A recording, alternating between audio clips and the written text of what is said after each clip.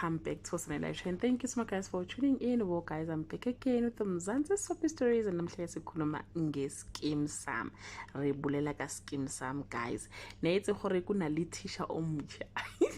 I'm trying to speak Seveli guys. Mara neitse gore kuna le teacher omusha morutisi. Umusha laphana ke eTeflop guys. So ke uthisha umusha waziwa ngokuthi ke uMiniri Xulu, kanti igama lakhe la ngempela guys uShongwe. So recently guys uthe ihambela ke wahlangane inmate yakhe ayiboshwe nayo laphana ke ejele ke igama lakhe ke uBig. So guys uBig wamemeza Shongwe uShongwe vele wayithulela. Bathi ke namhlanje guys uShongwe noma ke uBig uzoqala ke alandelele ke Mr. Xulu noma Miniri Xulu. Bathi Mr. Xulu becomes a victim of blackmail.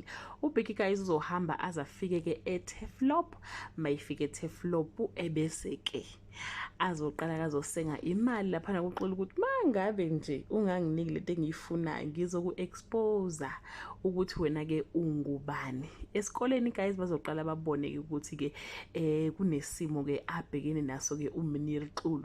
Bathi ke Mr. Xulu is shocked to discover a shared history between his girlfriend and the Sekamela. Sazothola ke nokuthi guys intombi yakhe ke leyathandana njengamanje noma ke la ifunayo ine history ne-family ke yakaSiyakamela.